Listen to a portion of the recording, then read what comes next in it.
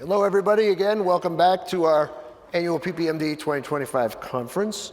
We hope that over the 3 days you have learned a lot, and we hope you have networked with many, many people. Whether you are a first-timer or a 25th timer or a 31st timer, we hope that you were able to renew some connections and talk to people and learn some new things and recharge and realize that you must continue to have hope. To that point, we're going to talk up on stage about what hope looks like as you grow into adulthood living with Duchenne and Becker muscular dystrophy. And this is also going to be all about taking charge of your own future and growing up and transitioning from childhood to adulthood. So I am joined on stage by members of what is now I consider to be a brotherhood. We are members of the PAAC, PPMD's Adult Advisory Committee. You've probably heard a lot about the PAAC. We are open to anyone living with Duchenne or Becker who is 18 and up, and we open up to new members in December of every year. However, even though it's summer, if you want to be involved, we have all kinds of other ways for you to be involved and not officially be a PAAC member. When you are on the PAAC, what do? Well, we work on advocacy, we connect with Washington, D.C., but we also educate anyone who wants to be educated about living with muscular dystrophy as an adult. We work with pharmaceutical companies. We lean on each other to raise our own standards of living. And we basically, like I said, have become a brotherhood. We play fantasy football. We bond over Zoom all year long. And there's actually 54 of us. But the members that you see up here today were the ones that were able to travel. And we know that there's a bunch of PAAC members watching virtually from all over the country right now. So before we even start, I want you to give a hand to all these guys up here who are courageous enough to come up on the stage.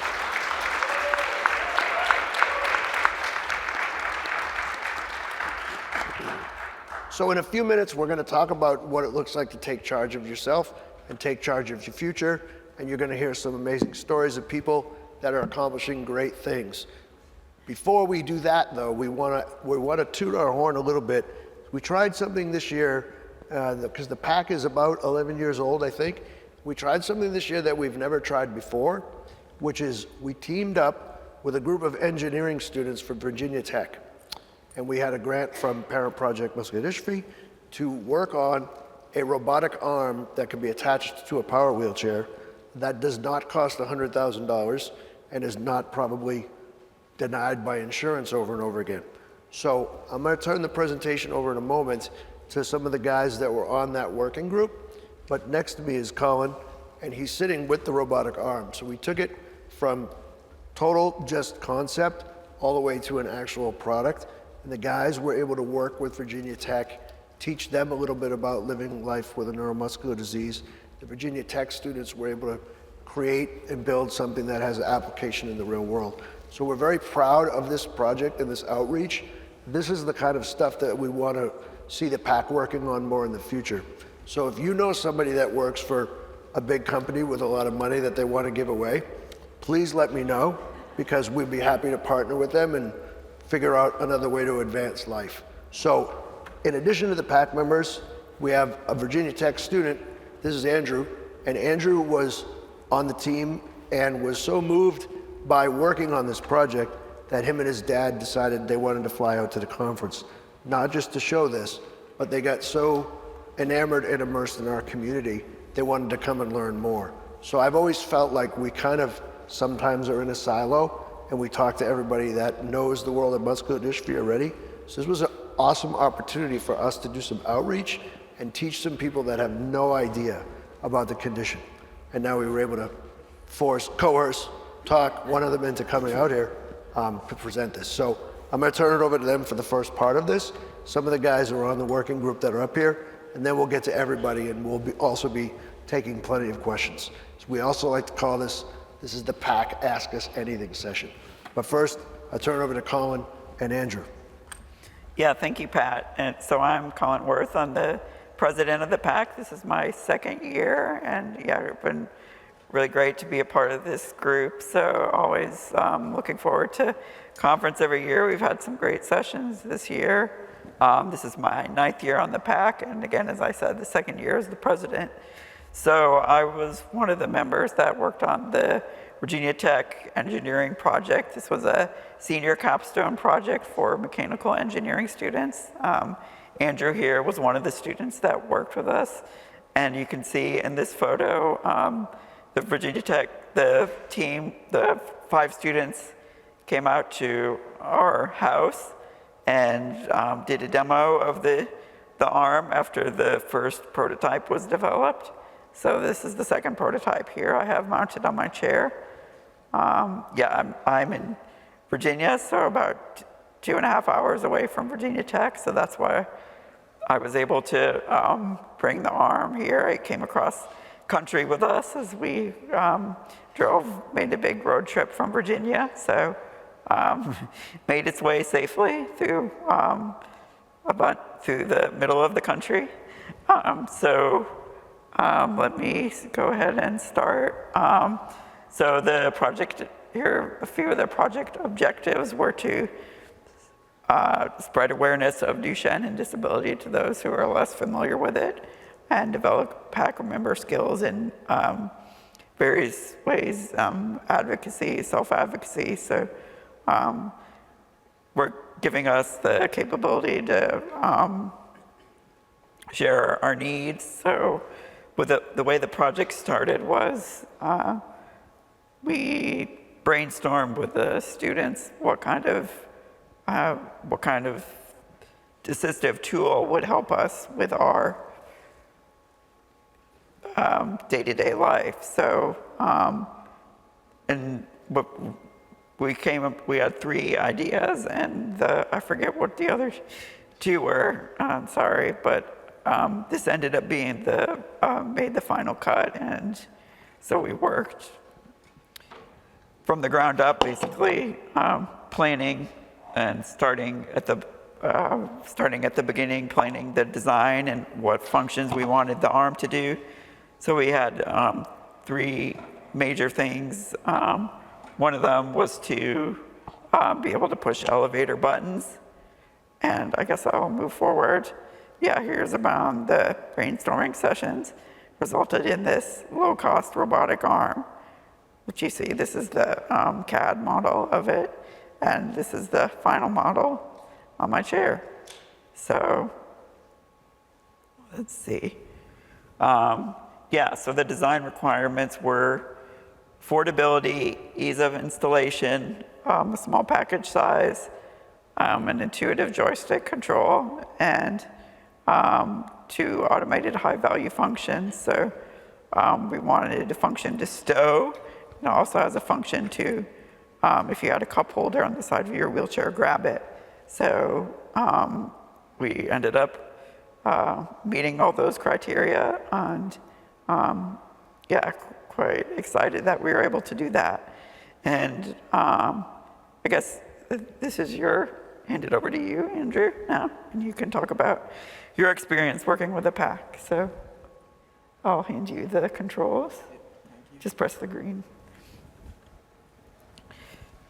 All right, hi everybody. My name is Andrew Baum. I'm a recent graduate from Virginia Tech, and I got my degree in mechanical engineering. And I want to say it was great working with the PAC guys on this project. The whole team really learned a lot about muscular dystrophy, and we gained a ton of experience in working with assistive devices. And so here I want to highlight what a capstone project is. It's a senior project that's required for graduation. It's 5 members on a team, and we pick our topic and work on this project, which could be sponsored by companies, it could be sponsored by individuals, and ultimately the deliverables include a presentation, multiple presentations, a final report, and then a final working prototype. So our design approach was really to keep everything affordable, and to do this we used off-the-shelf components. We wanted things to be manufactured already so that we could focus on designing for the wheelchair rather than designing specific technology. We also wanted to prioritize the cost and the size of our device, since there's a lot of restrictions on adding something to a wheelchair, especially with the width of the wheelchair and door frames. Sorry. In addition to that, For designing, we had bi-weekly meetings with the PAAC members. We would make a design, and then they would review it, offer suggestions, offer changes, and then we would make those changes and come back. And ultimately, this iterative process led to the final design that you guys see on Colin's chair.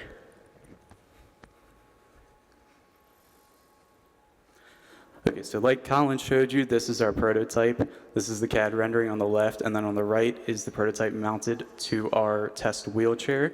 And I just want to mention that the wheelchair was donated by two people who work with QL+, which also works with people with disabilities. So to break down our design a little bit more, I want to talk about the affordability. Our final prototype cost was around $1,500, and this included third-party manufacturing and shipping, as well as all the raw materials. And this was because we used common manufacturing methods, such as 3D printing, laser cutting, plasma cutting, and CNC milling. And ultimately, this would allow all the major components to be bought from a third party and then assembled, like I said, so we could focus on mounting to the wheelchair.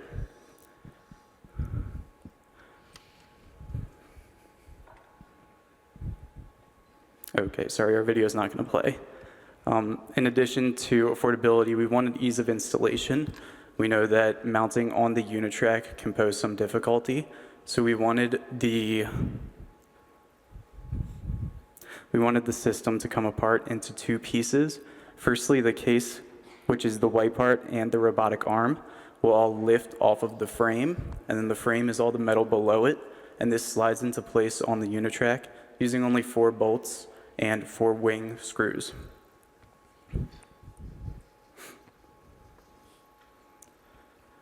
And then in addition to ease of installation, small package size was also a concern. Like I said, fitting through the door posed an issue, so we had a requirement of 32 inches at maximum when mounted on the wheelchair. Our design ended up being about 30.5 inches, so it's a little bit tight, but with the ease of installation, you can simply pull the case off and you'll be able to fit through any standard door.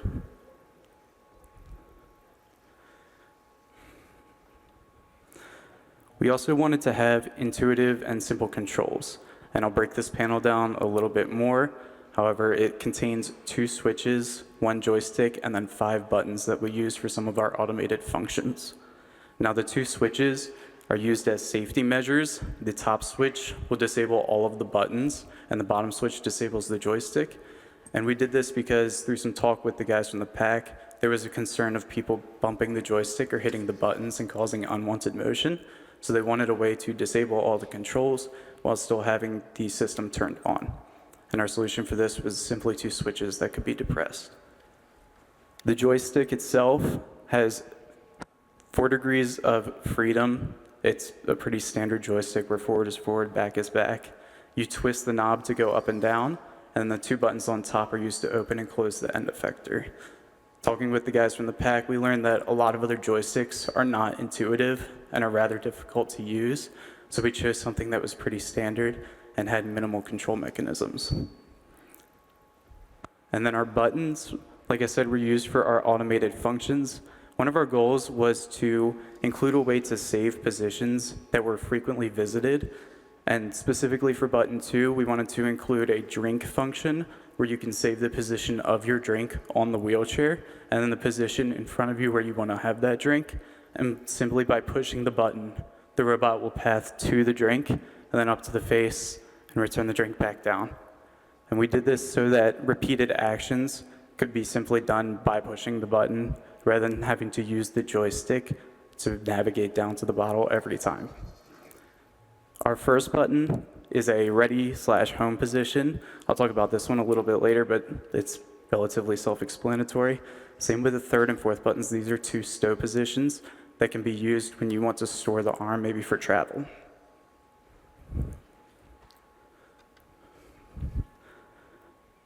So we also have what we called 2 high-value functions. And these were pushing elevator buttons and then the automatic drinking function. So that first button, the ready/home position, would ideally be used for the elevator buttons. It would bring the arm up to attention in front of the elevator so that you have to use the joystick minimally to depress your button. And for our automatic drinking function, like I said, it passed between the drink and the user. You also pick 2 additional safe points for the arm to pass through so that it doesn't run into the case or anything else around you. And so ultimately, it led to the design that you guys see on Colin's wheelchair. And through this process, we really learned a lot. And this sort of happened because we got to meet with Colin, and we went out to test our initial design on his wheelchair, and he gave us great feedback. For example, in that bottom right picture, there's an armrest that we added because in that top right picture, it was protruding too far out from Colin's wheelchair for him to comfortably rest his arm and operate the joystick.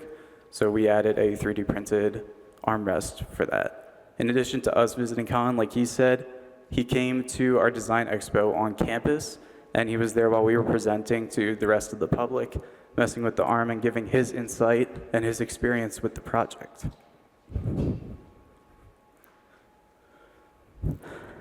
And so I want to talk a little bit about what we learned working with the PAAC. Our team coming into this project had no experience with muscular dystrophy, and so we really learned a lot through our interactions with the guys and also designing for their wheelchairs. Firstly, we gained an awareness of a lot of the physical challenges that come with muscular dystrophy. And that really culminated in the initial design requirements where we were talking about what could be done, what they wanted to be done, and what couldn't be done. And ultimately, it led to a greater understanding for us of how disabilities affect a lot of technology.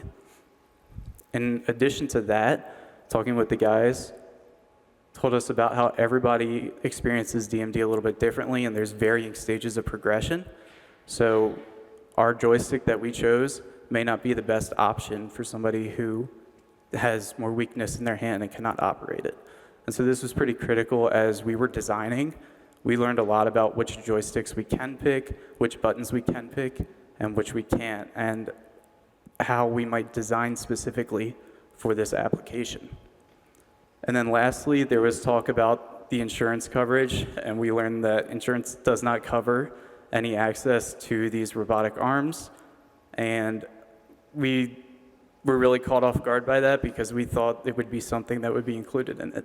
So when we learned that, the affordability really became the forefront of our project, and we wanted to focus on making it available to anybody to build themselves or to possibly have a kit for the future. And then lastly, Virginia Tech has sort of an award which they call the Capstone Spotlight. Our project was selected out of more than 50 projects for this award. Unfortunately, I don't think this video is going to work, but an article was written and a video is made. If you guys go to the Virginia Tech Mechanical Engineering website, the video is there that you guys could view. Let's try it, maybe. No?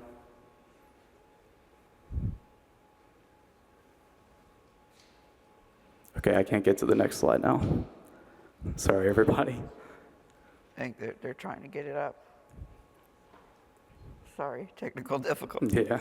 But yeah, if you go online and Google, we can, the PAAC page, I think we should put in an article about this. So we have a quarterly newsletter, so definitely, and you can find it on our website as well.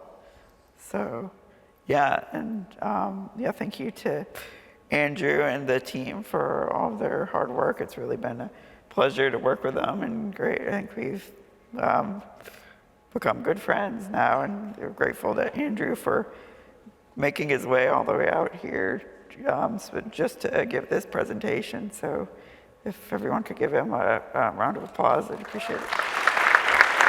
Thank you.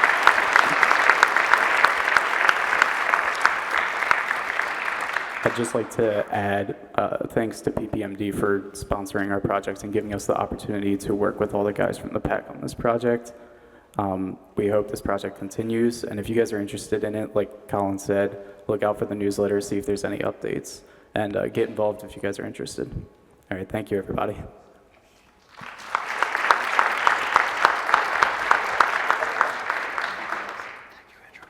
So Thank you very much, Andrew, and thank you very much, ladies and gentlemen. This is a proof of what we can do, right? So we had an idea, we had people behind us to support the idea, we went for it, and we're going to continue to work on it because we're going to make some refinements. And this has led to other discussions about other tech that we can leverage to help everybody. So we talk about taking charge of your future. This is kind of what we mean. It's way beyond now, you know, trying to make our own doctor's appointments. We used to talk about that as taking over for adults. But now that everyone with muscular dystrophy is living much longer, more quality lives, we need to fill up our time with quality activities. So on the stage today, we have people that are working on PhD programs. We have an attorney. We have a rocket scientist. And we have a man from Brick, New Jersey. We have someone that works at ESPN, although he's a New York sports fan. We won't hold that against him. We have people that are in college that have started their own businesses that you've seen on some of the community hold slides that have been scrolling throughout the conference. The companies that have been on those slides are stuff that PAAC and other members of the community have done. We have published authors. We have people that travel and blog about it. Colin, sitting to my left, has been all over the world. We have a wealth of talent on this stage, and we have some amazing individuals that do not like to be called heroes. None of us are. We're not heroes just because we get out of bed in the morning. We're not heroes because it takes us more than one person to go through our day. We're not heroes at all. That's a society label. We don't like it. We'd rather just kind of talk to you about how we go about doing our thing. But for the younger families here who have a diagnosis with a young child, we also want to make sure that the beacon of hope is ringing loud and clear for you today and every day. You will learn through time that this disease poses many, many challenges. However, we live every day to the fullest. We don't like expiration dates. Some people blow past them on the milk gallon. We've all blown past them on the clock of the higher being or whatever you want to say. We're not worried about any of that. We're just worried about how we're going to live our lives. So I invite any of you, if you want to share something that's been amazing or difficult or challenging in going from childhood to adulthood or from adulthood to older adulthood. We have a good time. You guys can share if you want to share first briefly, but then we always like to make this presentation about the audience. So we welcome you to use us as the experts, and you really can ask us anything that you would like. We've spent the entire conference upstairs in a room far, far away, talking about relationships, future planning, financial implications, creating a power of attorney, having a will. We've talked about mental health. We've talked about coping with progression. We had a resource fair this morning, and we've been kind of just up there supporting each other and making presentations and talking about all kinds of things. My point is, no subject is off limits. So this will be your chance to question us. Anybody want to share a story or an anecdote about just going from childhood to adulthood? Kayla, yeah, Kayla, we got Nevin right here. So I'm Nevin. Oh, you mic'd up already. I have a mic. Wow, look at you. I have Becker muscular dystrophy, so I joined the PAAC 3 years ago, I believe, at this point. Yep. My condition has progressed in the last 3 years from, using a walking stick to adding a scooter for mobility to adding a walker, just different things to make my life easier. And having done that at an older age, I'm in my 40s, it was very challenging to face those obstacles of I can't do something anymore. I question, is this a physical limitation or am I just scared of falling? And with the help of the members of the PAAC, some having gone through this at a much younger age, maybe 12 years old when they landed in a wheelchair, I needed their support throughout the process to figure out what I was going through and how I was going to accept it. So without being on the PAAC, I don't think any of that would have happened as easily as it did. So I thank all these guys up here for the support, and that's what they're there for. I know Becker and Duchenne, similar but different, but this is a group of people that we're here for each other to figure this out together, because alone, we have no clue what we're doing. Together, we can figure it out. Mike? Oh, thank you. Okay, my mic is on. For me, the main annoying thing is I gotta keep up with. Tell us your name, please. I have no name. No, I'm Reese Littleton. I'm 22 and I live just outside of Raleigh. And one of the main things about transitioning is like I gotta take care of all my own shit now. Like I gotta pay taxes. I have to do my 529 plan.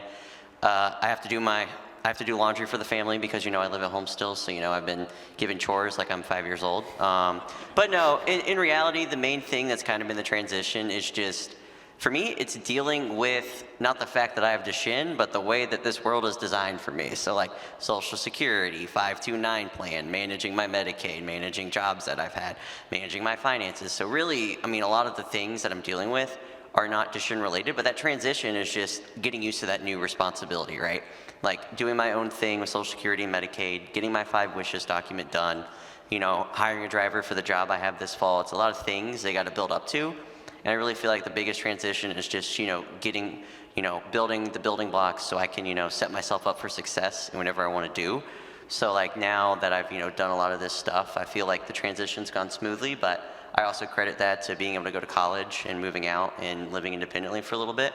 That also kind of gave me perspective, and kind of the transition's just been building on all the things I have to work on. And you know, one of the good things is I get so busy with dealing with all the craziness of Social Security and Medicaid that, you know, in my daily life, I don't wake up, you know, thinking, oh my God, I have Duchenne, I use a wheelchair, I'm just gonna cry every day. Like, no, that's not the case at all. We get so busy the older we get that at the end of the day, these changes in progression, it just seems like the part of your daily life. Like a lot of people will see me and they're like, oh my God, you're such an inspiration. Or I'll get, oh, I need to pray for you. It's like, no, this is who I am. Like just deal with it. And another thing I will say, the big transition is, I also love talking, by the way, guys. One of the big transitions was I now have the attitude that, you know, I don't care if people see me using a wheelchair. Like if you have a problem with that, you know, just get out of the way basically. But yeah, kind of all these new responsibilities I have has kind of led my transition to being an adult. Thank you, Reese. Hi, I'm Mike. I'm from Brick, New Jersey. I'm 66 years old, so I'm kind of like the grandpa of most of these guys. Sometimes I feel really out of place, but I do serve a purpose, I guess. 2 years ago, I lost my ability to walk because I fell and broke my femur. I mean, oh God. Something in your leg.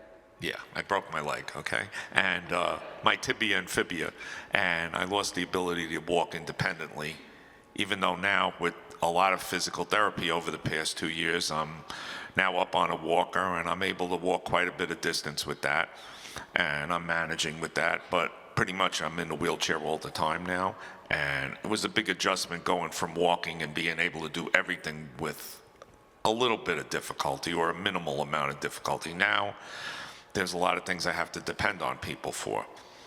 I can't get the wheelchair in the car myself. I can't get it out of the car myself. So when I'm going to use my car, I have to make sure somebody's with me so they can do that for me. I live alone. I'm able to take care of my personal needs, thank goodness. I'm able to cook a bit. I'm able to live independently, like I said. I'm still able to drive. Able to take care of my laundry, my cooking, whatever. I live in an adult community now, a 55-plus community, and I have great neighbors and stuff, so when I do need a hand, they're around. I also have become the president of our men's club in the community. I take care of our clubhouse in the community. I also have been working with Edgewise a bit, and I was able to do a podcast recently with Europe. I attended the 75th anniversary of the MDA, and I was a speaker there. I also have a YouTube channel, which I never expected to have, Michael Living with Becker. And I feel like I'm a little bit of a celebrity these days, but I always wanted to do this stuff, and it finally happened. I love it. Thank you, Mike. We're glad to have you. Yeah. Let's humble him a little bit. And before we jump into, we joke around, but Mike he's been a mentor for a lot of the younger guys. Yeah. And it's been great because he's really found his stride in the community. And you can also see that I just want to add that clearly having Becker causes hair loss. So we're going to add that. We have to add that to the care guidelines. Okay. But I'm so handsome. I know, but you got to take care of So's Nevin. you got to take care of your lettuce. All right, what do we got? All right. Hello, everybody. My name is Tyus Hill. I'm 23 years old. I have Duchenne. And the main thing I wanted to talk about on the side of going from youth to adulthood is how care can sometimes be divided for some of us with Duchenne. So in my situation, I was going to Children's Medical Center down in Dallas for pediatric, and they kept me on until I was 21. But originally they were going to push me off when I was 18, but we pretty much just said, oh, we'll see you guys again in 6 months every few times during those 3 years. But once I turned 21, they finally pushed me out of there. But before they did that, they helped me with a few things. So for instance, they helped me find a pulmonologist, who was very knowledgeable about Duchenne. But, oh yeah, right, a lot of other stuff too. Let me get to that. So my neurologist she was in the system back then, but she left the system to make her own practice elsewhere in the Metroplex. But once that was, I found that after I left Children's. But the other thing I found, well, that Children's helped me with was, I mean, they kind of helped me with this, they didn't really, but find a cardiologist who knew a good amount about Duchenne. But at the time, that cardiologist was Dr. Mammon, I think it's Mammon, yes, Mammon, who is now based in Kansas City. But we were able to find a cardiologist with knowledge about Duchenne, and it wasn't as big of a problem as we thought it would have been. Now, the reason why I'm even talking about this in the first place is to illustrate the point that when those of us with Duchenne, or even Becker, are going from pediatric to adult care, it gets really fragmented and it becomes a major challenge. But I weathered this challenge mostly by, well, I handle a lot of my medical, any call that I get to schedule an appointment, I'm present for. So I generally will answer most of my calls about any of that stuff. And when I'm actually there, when I actually go to those appointments, I will handle a lot of the talking, like getting checked in once I'm actually talking to the doctor. It's honestly helped me grow a lot as a person, I'll say that for sure. But I really wish that there was a lot more multidisciplinary care for adults. This is something I brought up back at the MDA Science Conference back in Dallas a few months ago. Like, that's a major problem, and I feel like that's got to be fixed. I'm not exactly proposing any solutions here, but that's something I've noticed. Yeah. Once again, I'm glad I could be here. Thank you, guys.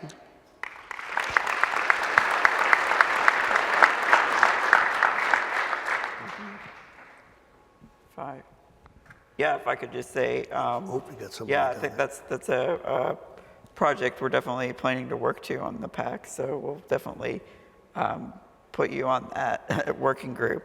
So yeah, I'll let some other guys speak, but yeah, glad to have this great group on stage. Hi, I'm Jonah Perez. I'm 26. This is my second year in the PAAC, and kind of going off what Reese was saying, the next transition after you have your transition of gaining independence because you're not a child anymore is learning to accept caregivers when you lose some of that independence. For me, that change occurred after college. So during college, I was pretty happy. I was pretty independent. I didn't have any caregiver at the University of Illinois. But afterwards, the changes really started like accelerating, and so I started having to rely on caregivers to do things that I used to do myself, like showering every day. I used to do that every day. I like to be pretty clean and stuff, so once I couldn't do that anymore, it's kind of having to accept things that you wouldn't normally want to accept. A lot of people really value the independence they have, and they can just kind of do a lot of things kind of pretty spontaneous, and having to accept to rely on a caregiver is pretty tough because not only is it tough to accept because you want to be independent yourself, but it's also tough because it's hard to find good caregivers. It's not the easiest to do that, and you got to get over the fact that it's a stranger and you have to get to know them, and sometimes you have to have them do pretty private things with you, and so that's just something that can be pretty tough once you start losing a lot of abilities and stuff. And so right now I'm in a pretty good place with caregivers in Washington State, but it can also fluctuate when sometimes if you move, you're too far from them now and you lose a good caregiver, or things change in other people's lives too. So that can also impact it a lot as well, so yeah. Jonah, we're glad that you like being clean as well. I think, Ravi, are you looking for the mic? Ravi? Well, I'm mic'd up, I think. Oh, okay. So if I can speak now. Okay, Counselor. Okay. You're allowed to speak. All right. Yeah, you're allowed to speak, I'm Counselor. allowed to speak, Your Honor? Yes, sir. My name's Ravi Objection? Littman. Oh. My name's Ravi Littman. I'm 26 years old. I'm from Memphis, Tennessee. I have Duchenne muscular dystrophy. I would say the biggest difficulty is like when you're transitioning from, especially when you're a teenager to adulthood. I think a lot of people with Duchenne, they struggle with motivation and figuring out like what they want to do in life. I've heard from numerous families throughout this conference like ask me like how did I get motivated to become an attorney? I think it's easy to look at me now and see like I'm an attorney, I'm so accomplished, but there was a point in my life where I didn't know what I was wanting to do. You know, I wasn't motivated to become in the position I am. I thought like I'm not gonna be able to do anything, but I think I worked very hard over time to I guess come to a place where I realized that okay, so life is unfair. This position is not what we wanted, not what we envisioned our life to be, and we see our peers becoming more independent. And it's hard, it's honestly hard to see that. But I think that once you reach like rock bottom, you have two decisions. Either you're gonna mope around and waste away your life, or you're gonna get up and you're gonna do something with your life. So I was able to, through like, I don't really know how I did it, how I overcome it. You really gotta like fake it till you make it, I guess. To use that cliche. I just decided like I'm interested in law. I like talking. I like arguing. I'm very good at arguing. So I viewed it that like I have that skill, and that's something I can contribute to the world in some way. And so I went to law school. I applied, and I'm lucky that I'm pretty self-motivated, and I mean, my family and friends are very supportive of me. They said, like, whatever you want to do, we're gonna make it work to enable you to do it. So I think it's easy for people in our position to think that there's nothing we can do, but like there's a lot that we can do, and it might be more difficult than other people, but it's something that you definitely can. You can do anything. I mean, obviously we can't walk, but we can do anything that we've set our mind to do in our life. So, okay, that's it.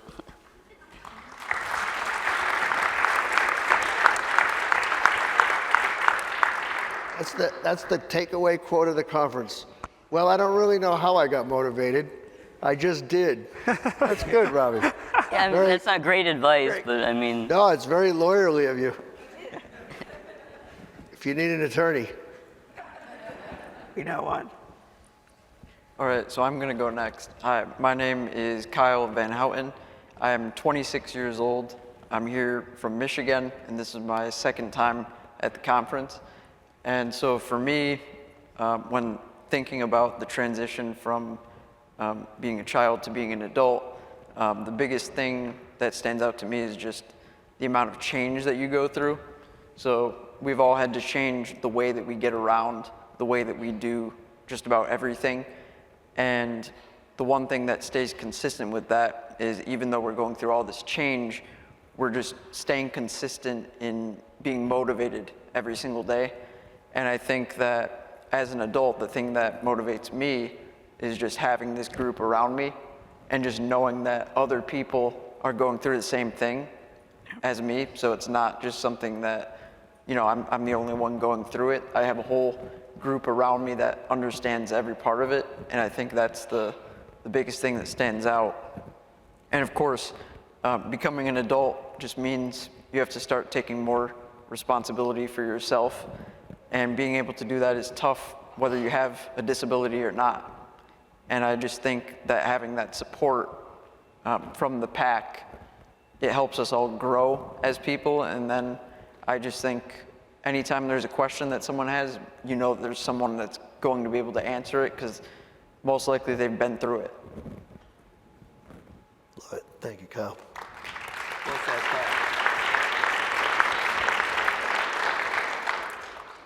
Any other personal statements, or do we want to open up for questions? Oh, Aditya, you want to go? Yeah, so. Yeah. Hold on, we get you a microphone. Kelly. Am I Oh, he's mic'd up too. I have no idea what I'm doing. okay? So for me, transitioning from youth to adulthood was, to me, like, I really enjoyed it in terms of like all the transition in terms of the medicine and like doctors was done by my mom. She's a nurse, so that's her forte. I don't have to worry about any of that. But until, for example, when I was in high school, until I reached senior year, I never had one-on-one. I didn't have a caretaker there taking stuff out of my backpack and, helping me use the bathroom and everything. The 3 years before, I would have to go to the ESU room from wherever I was to use the bathroom, and I would have to rely on my friends and my teachers to get stuff out of my backpack and everything. And I realized how liberating and how mental relief it was to have a caretaker, because I don't have to go, looking for friends who are available to help me out or not distract the teacher. And my caretakers are the only reason why I even thought about going to UF, the University of Florida, which is about 2 hours north from my parents.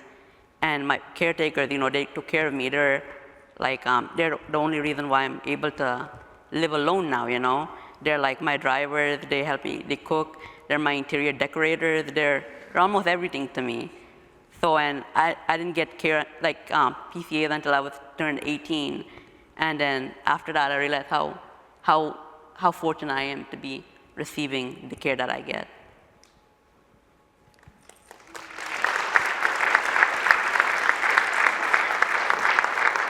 Hey, Aditya, you want to catch up with him later? He's our rocket scientist. So he's working, it's Northrop Grumman, is it?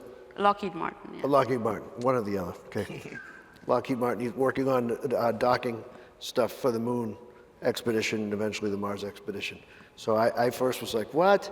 Then he showed me some slides and some math that I've never seen in my entire life. I was like, that's pretty awesome. So he's gonna help us get to the moon.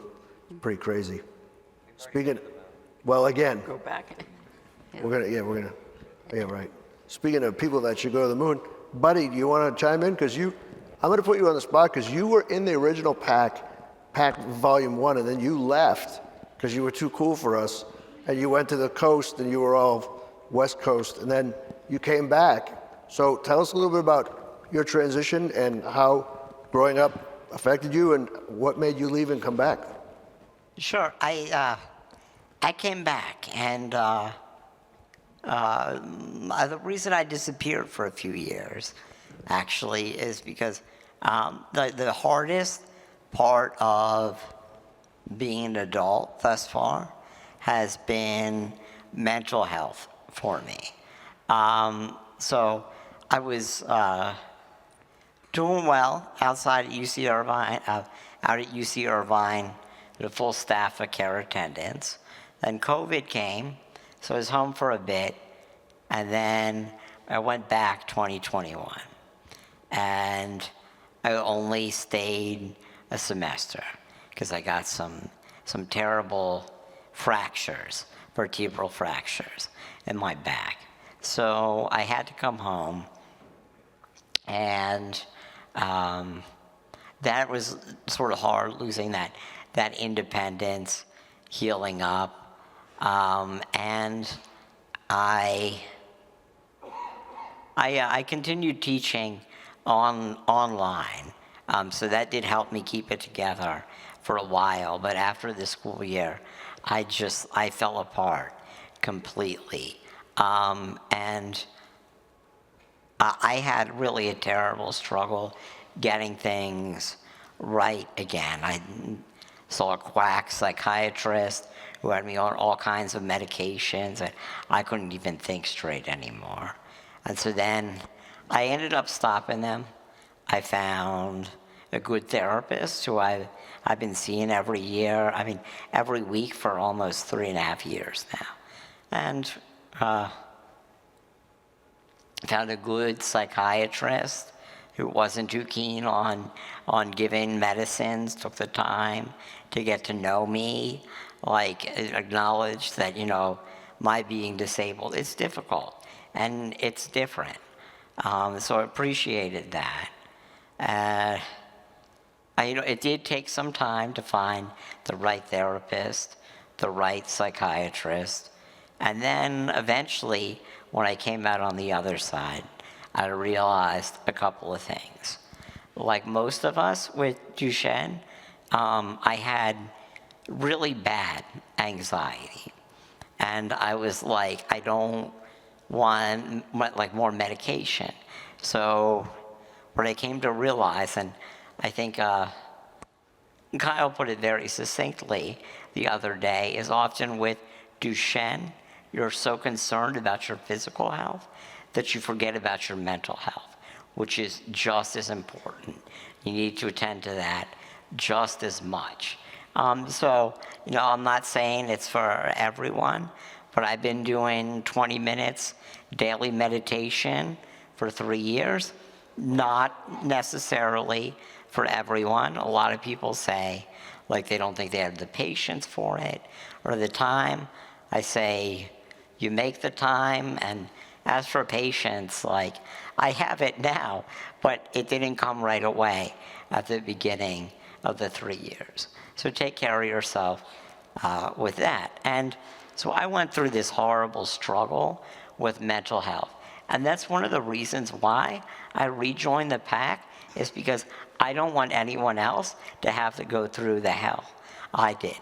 The other important lesson I learned, I talked about this last year, and Pat and Colin and Adith came up to me independently, and they said, I didn't realize you had all that going on. Why didn't you tell us? Why didn't you let us know what was going on? And that's one of the nice things about being on the PAAC and developing this teen and young adult community, that you have a community to lean into for support. So my takeaways are mental health, just as important as your physical health, and lean into, use your community.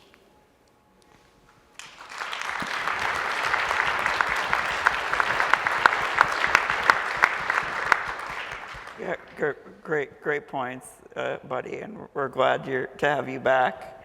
I think we're not just PAAC members. We think of ourselves as brothers. We're like family. We're a very close-knit group. So, it's really wonderful to be a part of, and really exciting. Since I've been in the PAAC 9 years.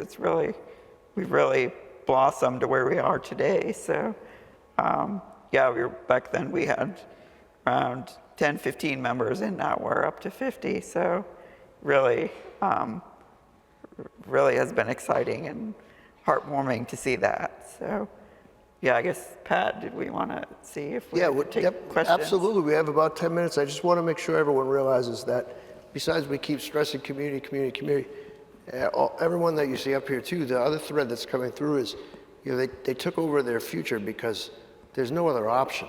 You know, so that's the thing. Yeah, we often talk about how other people that don't have the condition, it's oftentimes harder for them because we see it as just something that we just have to deal with because we actually have no choice. And when you have no choice, you eventually reach acceptance. It's not always a straight line, but you get there. And once you accept it and you're like, okay, I'm not really the problem here. The way society looks at disability is the problem here. Then you can start to work on that and chip away at that and also go about your daily life like all the rest of you do. So I often talk about at our meetings, everyone has baggage. It's just ours, you can see it because we're sitting on it. But at the end of the day, you just heard it all. Like, it's not really about muscular dystrophy. It's about college. It's about independent living. It's about the job. It's about how do I reach my next goal? How do I establish what I want to do when I'm here and what I want to leave behind to make the world a better place? You all have the same feelings. So we all work on it together and we lift each other up. So we'd love to take the last 10 minutes to invite anyone up to the microphone if you're still awake out there. So it's been a long 3 days. So if you want to stretch your legs and insult us by encourage us by walking up to the microphone, except Brian Denger. Oh, hey, Brian Denger. Oh, we'll get you a mic. Oh, look at the light. The house lights are on. Now we can see them. Look, it's like a fish tank. All right. Hello, Brian. That's my utility in life. I'm Patrick's foil. Brian, will you please tell us your name? I'm Brian Denger. Thank I'm you. from Maine. I work for PPMD and help families with dealing with benefit programs, and also a good friend of Patrick's and all the guys on the PAAC. I have a almost 31-year-old son with Duchenne, and like these guys, my son is living his best life. He's a gamer streamer. I regularly ask him if he's interested in joining the PAAC, and that's his community. Yeah. And the guys on the PAAC understand that for some people, maybe not today, maybe tomorrow, and I admire both sides of this. But he knows where we are. That's what we really want. And he does participate in some of the activities, the surveys, and things like that you all do. So, cheers to all you. Oh, thank you, Brian.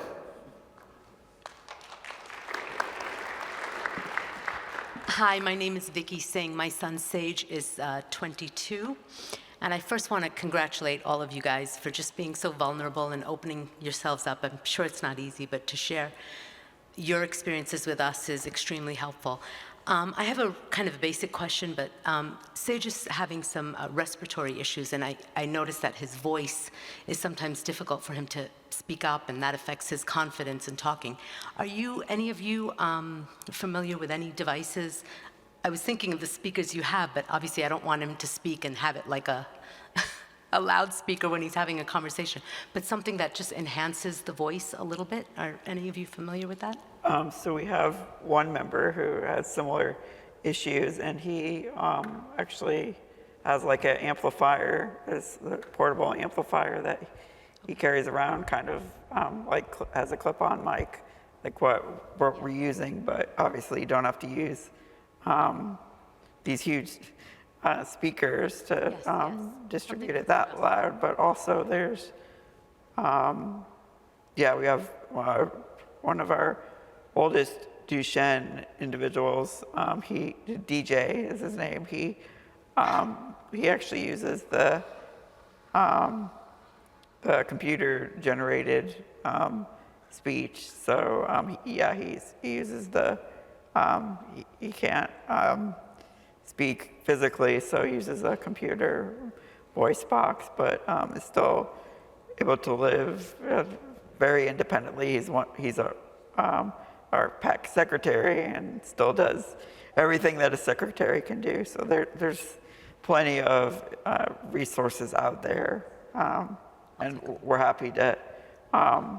talk to Saj. Okay. Thank you so much. Happy to connect with him. Thanks, guys. Yeah. Are we just using the main mic? I can't see. Are we off there too? No? Okay. Please don't be shy. 648, 647, oh. Yay. Get your steps in this place. Hi, I am not new to this community, and my son is 11, so far away from the PAAC. And I was sitting there with my friend Erica, and I was listening to guys, don't call me a hero, don't say I'm an inspirational or whatever. Can I call you an example? Something to look forward to? I don't want him to grow, but when he does, I really want him to have this sense of community, the same one that I do have in PPMD with my mom friends and the people that I care about. Because I think when you have someone to rely on, you can do it all. So thank you so much for everything you do for our boys. Thank you.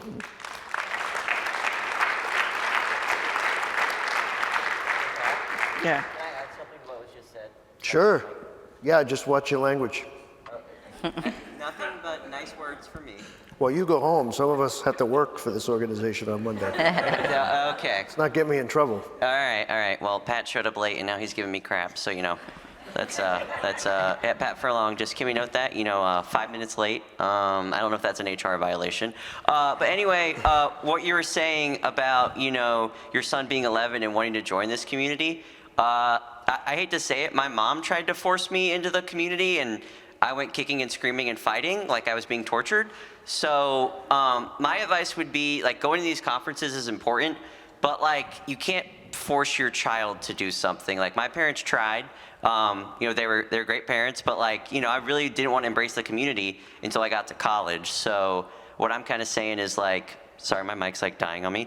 But what I'm basically trying to say is you can't really force it, but just if they know about the PAAC, that's the important part. As long as you know that we exist, and whenever they're ready, the community's here.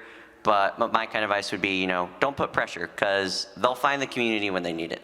Yeah, I love that answer, and I think we've all had conversations about, MDA and stuff when we're young, and you get involved, and most of us when we were young, we didn't care. We didn't want to even talk about it. We wanted to run from it.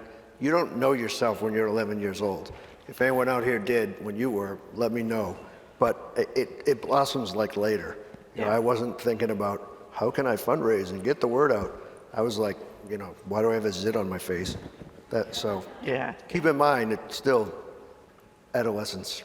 Yeah, and I think definitely, you don't have to start by automatically having your son take over their whole life at 15 years old. I mean, it's definitely a step-by-step process. As all of us, regardless of Duchenne or not, growing up, had to find ways to get involved in society. So don't feel like you have to jump in it head first. You can step in it, put one toe at a time, basically. So you can take as much time as you need. And I think it's just, I've really just been, it's funny, I never thought I would end up the president of the PAAC here 10 years later after finding out about it. But it's really just been a great experience, and really I'm motivated to give back to a community that has given so much to me and my family. So we're really grateful for Parent Project and want to give that to the younger generation. And I'm certainly happy to see there's younger individuals that are really stepping up, and really they'll be the next great generation. So very excited where things are moving, and I think we've made a lot of progress there. I think we have a question. Oh, I just wanted to say, if your son is 9, 10, 11, around that age, I'm not saying you need to make them go to conference every year, but it's a good idea to bring them at least once or twice. Make sure they see us. Make sure they get to know us. Because I had a lot of great role models with Duchenne and Becker growing up, my own uncle included. And it really gives you something to to aspire to. It's so important that you have those role models. Yeah, it made all the difference in the world to me. And that's also why I rejoined the PAAC, because I'm 35. I'm getting up there now, so I've done a lot of stupid things, made mistakes, and I'm happy to share my experience. Thank you. Absolutely.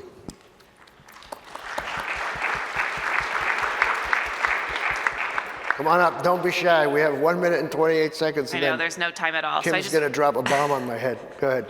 No, please. My son is 7, just turned 7, and lives with Duchenne. And I am just so interested in hearing more. I know we have 1 minute and 20 seconds left, so I'm curious if the PAAC would be interested in hosting a Zoom where they could invite parents in different age groups or have a Q&A that you would be available, because I mean, I would love to get some really practical advice. I can do all the research and talk to providers about medications and stuff, but lived experience is something I think I'm lacking in my walk as a mom, and I think that you all have a really valuable, information to share, and I'd be interested in continuing that conversation. I love that idea, and I can see my supervisor, Alexis, is writing it down on her phone right now. We're gonna talk about that next week. No, we've talked about Ask the PAAC and having like sessions where parents can come and Zoom in. So thank you for pushing that. Yeah. More to come. We would love to do that. Anybody closing thoughts? I also don't know if, I assume I'm gonna get some housekeeping. Is this the part of the show where we have to get out of the room, or they're gonna, Rachel, are you stinky hairy eye? Does anybody, someone help me, I'm drowning. I'm drowning up here, man. I feel like Rodney Dangerfield. What? Parties from 7 to 10 next door. Oh, it's not in here. Oh, so we don't have a hard stop, but we do. So, okay, I guess the party's next door from 7 to 10. We're officially done, but I guess we're not done, so if our mics aren't cut, if anybody else has questions, you can come on up and talk to any of the guys up here. I know not everybody spoke individually, so if anybody has something they want to add, but basically it's all about living one day at a time and continuing to hope and believe and lean into your community. So thank you so much for being here all days of the conference, and we look forward to seeing you at the dinner this evening. And yeah, we hope you enjoyed this. Thanks guys for coming up.